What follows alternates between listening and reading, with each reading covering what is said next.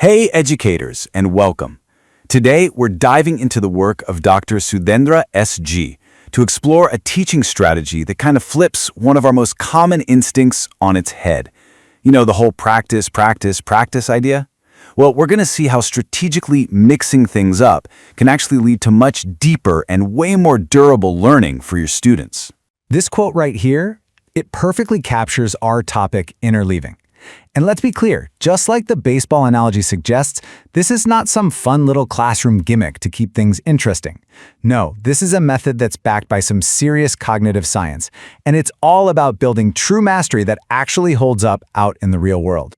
So, here's the game plan. We'll start with what interleaving actually is, then we'll stack it up against traditional practice, we'll get into the science of why it works, see the proof, figure out how you can apply it, and then wrap up with the ultimate goal of this whole approach. All right, so let's dive right in. What exactly is interleaving? Well, it's way more than just adding variety to make things fun. It's actually a deliberate strategy from cognitive science, and it's designed to make the brain work harder and ultimately a whole lot smarter. So instead of hammering away at one skill, like doing 20 problems on the Pythagorean theorem in a row, interleaving mixes things up. You'd throw different but related challenges into the same session. What this does is it builds incredible mental flexibility because it forces the brain to keep switching contexts. This creates a much deeper, more adaptable understanding of all the material. Now, to really get what interleaving is all about, we got to put it side by side with its total opposite, which, let's be honest, is probably how most of us were taught. And this is where we have to challenge something called the illusion of mastery. Okay, so on the left, you've got blocked practice. That's drilling one thing until it feels easy. It feels great, right? You get this satisfying feeling of making quick progress, but, and this is a big but, that feeling is often an illusion.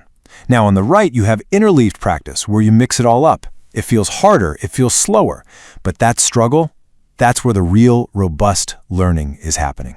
So why? Why on earth is the harder method actually the better one? Well, the answer is pretty fascinating, and it lies in cognitive science, in how our brains are actually wired to learn and pull up information.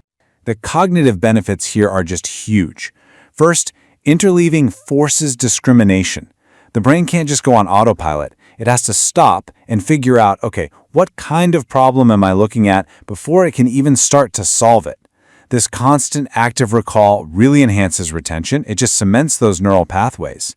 And that leads to the biggest payoff. It prepares students for the real world, where problems almost never show up in neat little pre-sorted boxes. And hey, this isn't just theory cooked up in a lab. The evidence for interleaving is powerful, and it comes from case studies all across the globe, in sports, academics, you name it. So let's circle back to our baseball player. The book Make It Stick talks about this study where players who practiced with a mix of fastballs, curveballs, and changeups just consistently smoked the players who only drilled one type of pitch. And why? Simple. A real game is completely unpredictable. Interleaving prepared them for that reality. And the impact isn't just on the baseball field. In mathematics, the performance gap can be absolutely staggering. A landmark 2010 study by Rower and Taylor found that students who used an interleave practice strategy scored a whopping 43% higher on their final tests. 43%! I mean, when you see the data laid out in a chart like this, it just hits you. Look at that difference. Blocked practice is fine, students show some competence, but the scores from interleaved practice are just dramatically higher. This isn't just a small tweak, it's a fundamental shift in how effective learning can be. This applies all over the world, too. Think about polyglots, those incredible people who master multiple languages. They instinctively use interleaving, even if they don't call it that.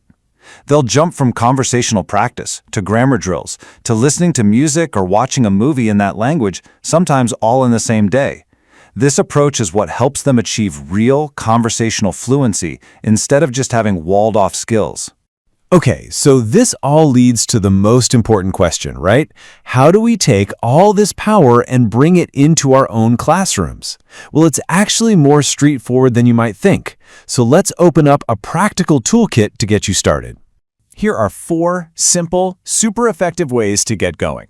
First, Just design mixed assignments. Instead of a worksheet with 20 of the exact same problem, mix in a few different but related problem types. Second, rotate your modalities. Maybe a short lecture, then some group work, then a hands-on activity. Third, randomize practice. Flashcard apps are great for this. And finally, think bigger. Create some interdisciplinary tasks that pull from different subjects. And you can really see this principle in action everywhere. In a STEM class, you could mix algebra, calculus, and trig problems into one review set. In the arts, a photography student could switch between shooting portraits and landscapes. And in sports, a tennis player alternates between serves and volleys. The core idea is truly universal. So, all this brings us to the ultimate goal. See, interleaving isn't just a technique. It's actually a shift in our entire educational philosophy. It's about deciding what kind of learners we really want to help create. This quote from Dr. Sudendra's research material just says it all, doesn't it? It's not about piling on more work. It's about structuring that work differently to build true mental agility. It's about giving students the tools to see a problem, adapt to it, and apply what they know no matter the situation. Ultimately, it presents us with a choice about our goal as educators. Do we want to create well-trained performers who can master a skill in a nice, neat, predictable context? Or do we want to develop versatile problem solvers who can take their skills and adapt them to the messy, complex challenges of the real world? And that really leaves us with one final question. For you, armed with this knowledge, how are you going to start mixing it up in your classroom to help build those resilient, adaptable, and truly masterful problem solvers of tomorrow?